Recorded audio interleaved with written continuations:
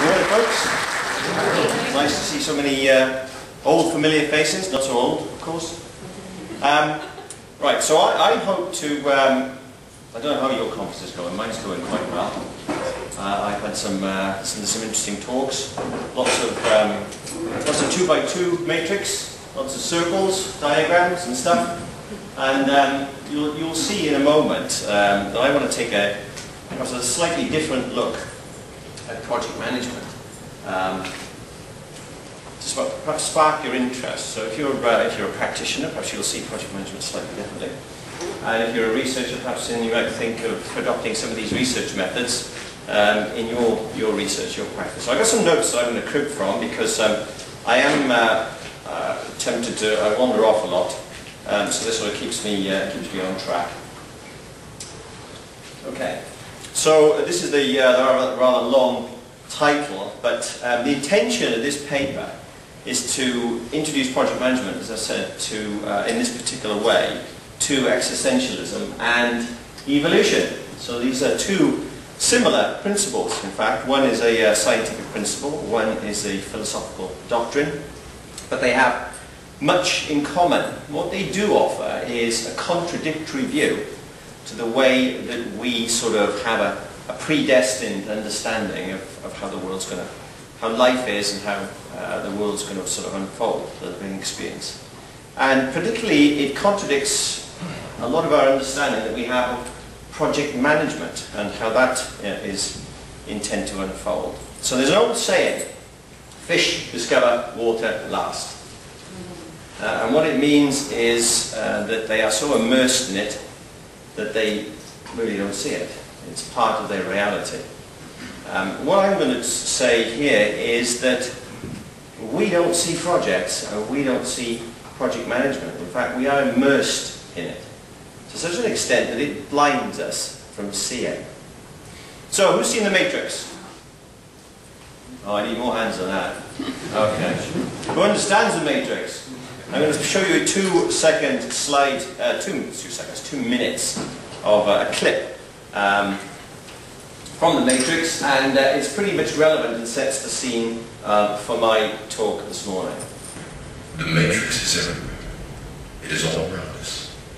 Even now, in this very room, you can see it when you look out your window or when you turn on the television. You can feel it when you go to work, when you go to church, when you pay your taxes. It is the world that has been pulled over your eyes to blind you from the truth. What truth? That you are a slave, Neo. Like everyone else, you were born into bondage, born into a prison that you cannot smell or taste or touch. A prison for your mind.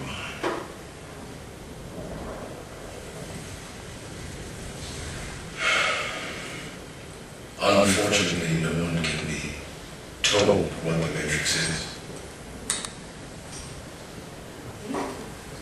You have to see it for yourself.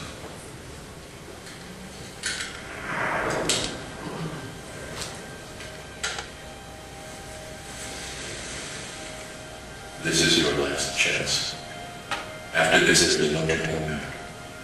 You take the blue pill, the story ends. You wake up in your bed and believe whatever you want to. You take the red pill, you stay in Wonderland, and I show you how deep the rabbit hole goes.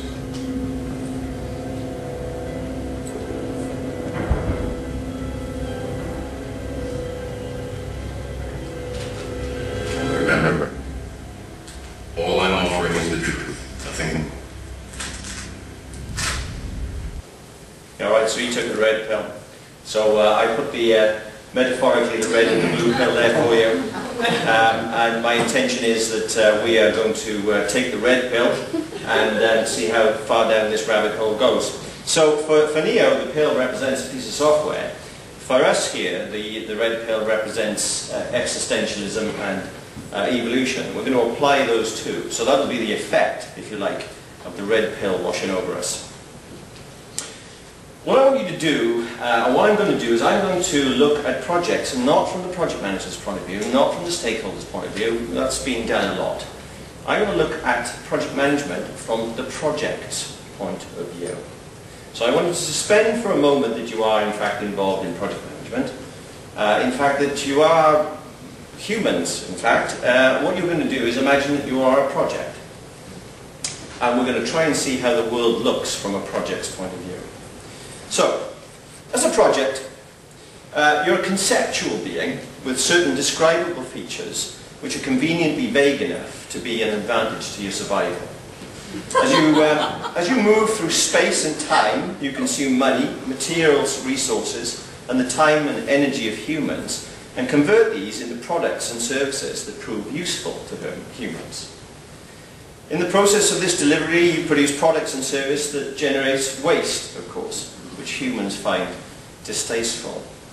Humans play a significant role in your life. They feed you with money, material resources, and their time and their energy. They look after you, so to speak. They even help your species reproduce by teaching others to make copies of you. In short, humans farm projects. You might think you're free, but you're not. So, as the red pill starts to take effect, let's begin to take an evolutionary look at the world from the project's point of view.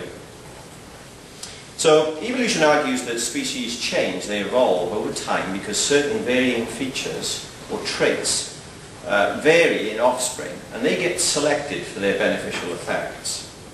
In this sense, there's no fixed nature, there's no fixed design. Designs can be all sorts, in fact, and we'll see shortly how this links to existentialism's idea of no fixed meaning. There are only optimum designs that best fit particular environments, and these designs and these environments will change over time. So, for example, if a bird is born with a beak slightly larger than the others in its community, and this gives it access to nuts that couldn't be previously broken, then the larger beaked birds and its offspring, through the new food source, will have a survival advantage in this particular environment. And it's important to note that these features, whatever they are, benefit this entity that replicates. So, as far as the project is concerned, the features of projects change over time. These are artifacts, expressions of the project, if you like. And these have gone through, over the numerous years, many mutations, replications, and selection processes. Some tools, so for instance, where is activity on an arc anymore? Or you might know it as activity on an arrow. It's all activity on a node now. It's won the selection race. Actually, if you go back to some of your old project management books and look at those few chapters, and you start spending perhaps half an hour on activity on an arc, you realize that it's actually a really useful tool. But because Post-it notes, Microsoft Project and so forth are the shape and where they are, we get a selection of one tool over the next. And these tools then end up shaping the direction of what we do. Another principle. In his book, The Origin of Species, Charles Darwin romances the reader in the first couple of chapters into the theory of natural selection by discussing selection and domestication. And he points out how the bodies of a dairy cow have been shaped and moulded over the centuries because of our preference for meat and milk. It's the breeders who decide which cow should and offspring get to produce milk. They are the selectors. There's a massive human industry around dairy cattle. Humans have cleared vast amounts of land to provide food for them. Humans pay for good veterinarian care, and they shelter them from the weather and protect them from predators. Cows are absolutely reliant on humans, but humans are equally reliant on cows. You can't do without them. Domestication works in both ways. Darwin then goes on in his book to talk about natural selection and how it's the competition that happens, that plays out in the natural environment, that does the selection. It's the winners who survive that get to replicate. Previous talks this morning, people have been talking about complex adaptive systems. There you are. That's it. That's the root of complex adaptive systems, the selection process that goes on. So, who's farming projects? Who's reproducing them? Who's protecting them? Organizations find the project a useful way for shrink-wrapping work. Project managers, even though they complain, remember we're not project managers, they get a thrill and a challenge from project work. A little bit unpredictability is fine, not too much. Project management institutes, the project management tool providers such as Microsoft and all the others. Uni business schools, they make a living out of projects and the concepts of project management. The APM's new president, David Huston, he does so. He makes a living out of project management, so do I. I'm not exempt from it. So do you. We're all participating in this farming process of projects. And I hear people saying about projects are really about people. But let's not forget those people who need projects. We need them to pay the bills, and we need them to provide us with some sort of stimulation of work. We are not free from projects. Competition. Ideas and concepts, they evolve too. This week Apple released its latest variation of the iPhone into the human environment, and it's changed and adapted over the years. It looks nothing like the phone that I grew up with in the sort of 60s and 70s. And whereas various animals use their traits to compete against each other, iPhones and other conceptual things, they use tools and techniques, features, to be selected too. They need to survive. They need human attention. If we don't pay them attention, they die away. So, project managers, they compete against each other. They use projects to compete. Yours is just a multi-million-dollar project. Mine is a complex project. They use the names of successful projects on their CVs. They leave the ones that aren't successful out. And they use project management credentials such as RegPM, PMP, Prince2 to compete for others for the jobs. There they are on a classic sort of job advertisement. You can look for them yourself. When you walk around the exhibition hall, you might smile, unis like mine, because we're competing against Bond and other unis there. They're competing for your attention to sell us a course, but you know, it's a complicated, complex world for the project manager. We not only supply you with the treatment for problems which you perhaps knew you didn't have, not only that, we provide you with the tools and techniques, certification to battle each other with. It's more like going around a medieval market, really, you know, where you find bottles of oil and swords and shields. Perhaps it's another way to look at the exhibition hall when you go for lunch. So project ideas, they compete for our attention too, but we often select ideas based not on how productive they are, but often on how easy they are to remember. You just look at the average paper aeroplane that you build. Most people build one relatively easily, and it flies rubbish. If you want, you can build an airplane that flies fantastic, but it's really hard to remember how to do it. So the simple principle, the triangle of project management, it's easy to draw. And those ideas survive over ones that are far more complicated. The trouble is once tools start to dominate an environment, like any other animal or species of animal, others go extinct. And others can't get to the sunlight to survive.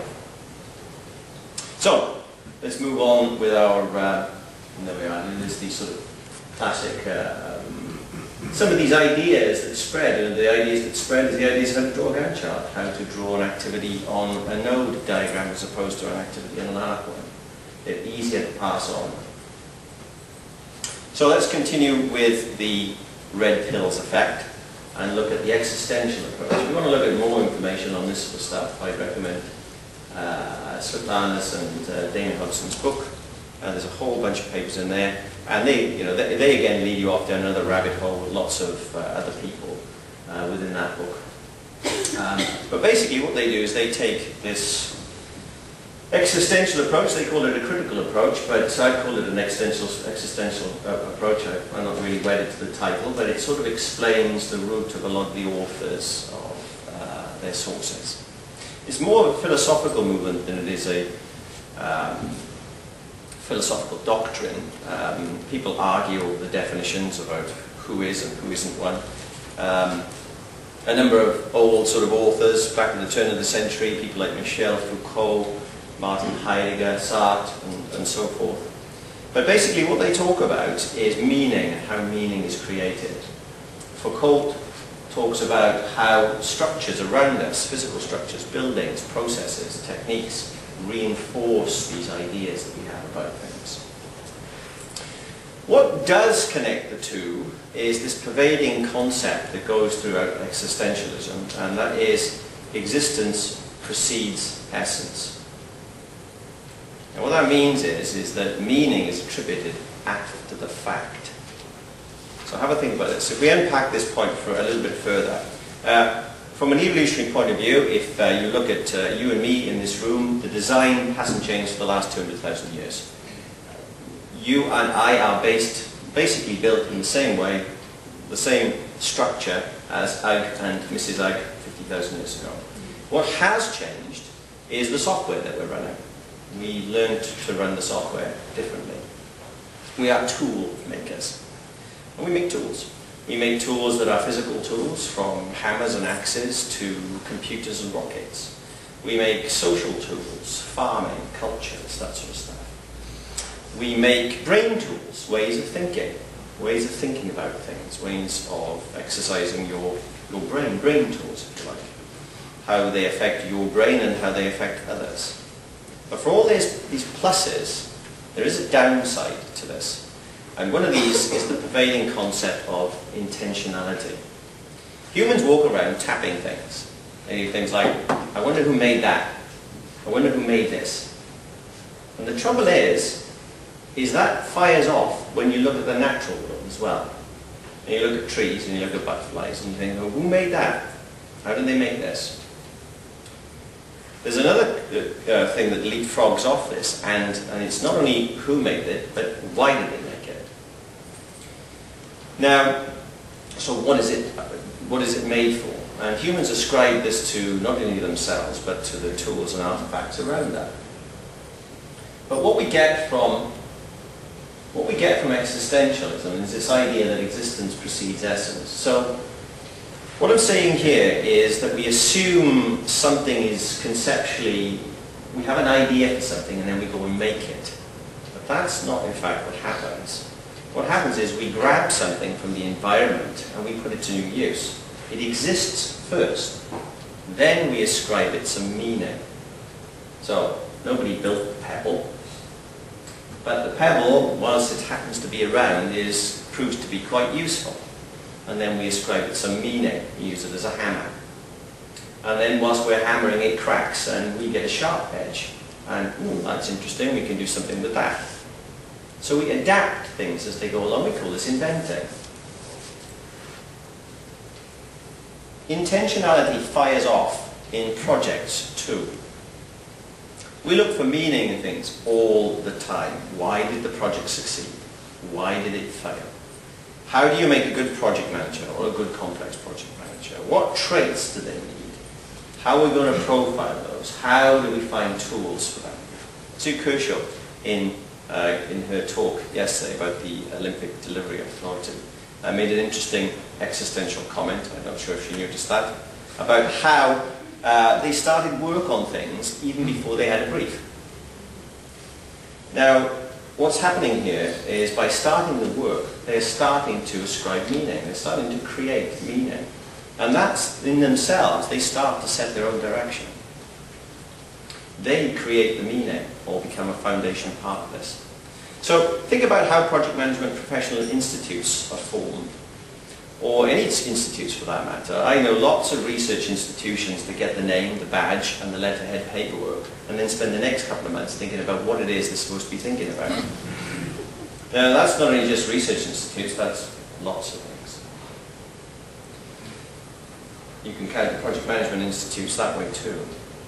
Martin Heidegger, another reluctant existentialist, points out how each person is thrown into the world. When you're born, you're thrown into the world. It's not up to you to decide what things are.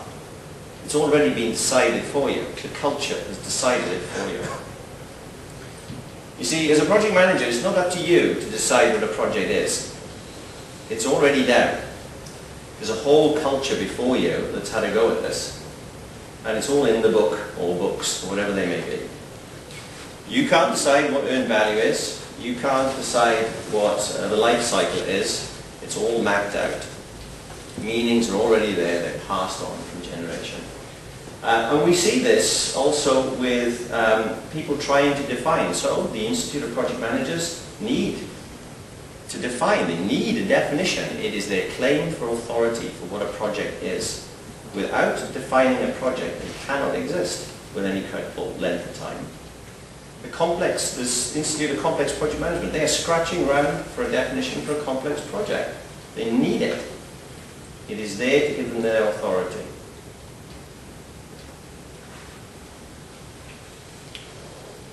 The last little concept I want to look at is this existential concept of power and knowledge. This is Michel Foucault's stuff.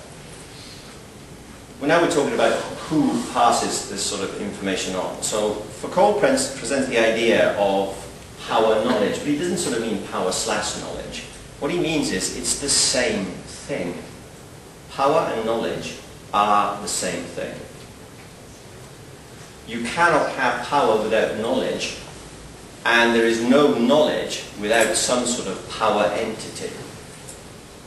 So, he highlights this in his work on the prison system. There's a prison there, and you can see the guards are all placed in the middle, and all the cells, this is a classic prison design now, been around for a long time, where all the cells are facing forward.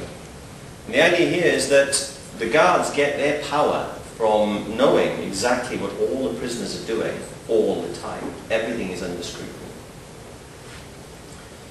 So power entities produce knowledge, they harness knowledge, they decide what's important, and therefore they decide what's not.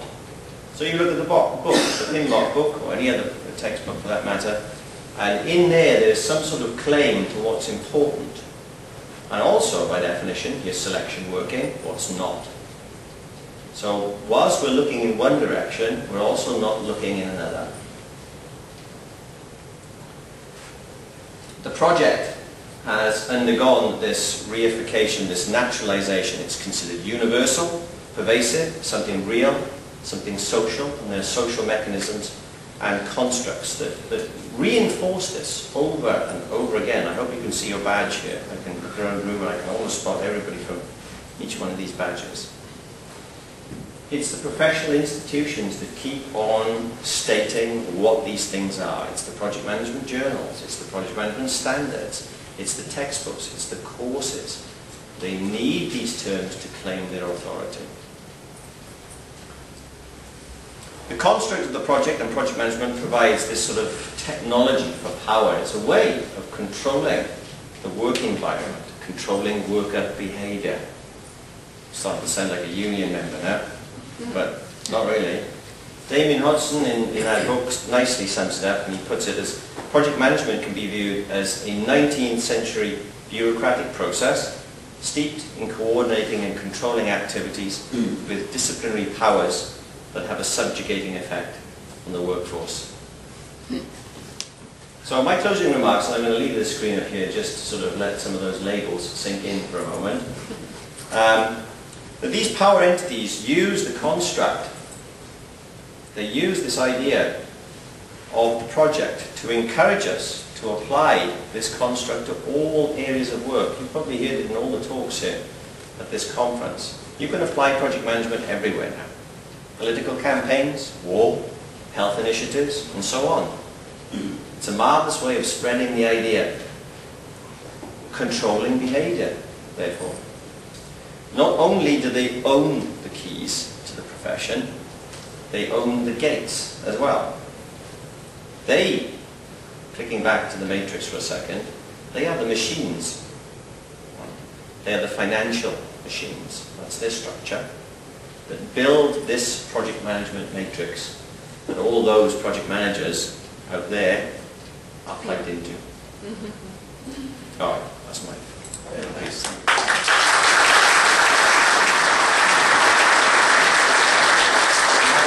I'm happy to take questions. Have you got any questions? I can unplug you now. I was going to say it's not tight, but it is, but you can still ask the question. Yeah. So what do you see as the next major advancement or breakthrough, How do we break out of the matrix? Revolutionary step rather than evolutionary step. I think there's an answer. And that at the moment the body of knowledge, so to speak, is contained its own really by a bunch of institutions. And I think like any body of knowledge, it should be allowed to evolve. One of the frustrating things is if you look at the institutions, the institutions run these conferences, the PMI, the AIPM, IPMA and so forth. But you don't find a lot of the research that comes out of these things turning up in the PMBOK guide. And so, but that needs to lock down. That's intellectual property there. And there's a financial model behind that. So I think the answer is that we take, that is we, the practitioners, take the body of knowledge on ourselves, and release it from these financial institutions. You wouldn't find this in medicine. Medicine belongs to the body of practitioners, and it evolves and changes over time. Ours, even though it surfaces in the journals, doesn't fold back very quickly into these textbooks, particularly things that are given out to budding and new project managers like the PMBOK guide. My answer is there's a fantastic website called Patients Like Me. Have a look at it. And this is my vision of the future, right? So it's called Patients Like Me, and you as a patient with various chronic diseases can log on and you can put in your profile and track your treatment regimes, things that happen to you, and you can then also look at what's happening to other people. Now we have a website called Projects Like Mine. It's the same idea. And the idea is, there's no website yet, but I've got the URL for it. That's all I got. I got nothing else. $15, that's what it cost. It could be called anything. The intention there is that people will log on and they put in their profiles, and there's a back engine behind it that starts to feed back information to people who are managing projects like yours. And you can see, okay, they've tried out this business case, they've tried out this method. Now, what if we tried this out? You see, the body of knowledge is then evolving in itself for the practitioners, not as a business, part of a business model, which it currently is. Okay, anybody on board for the revolution? Yeah. So, any other questions? Good. Thanks very much.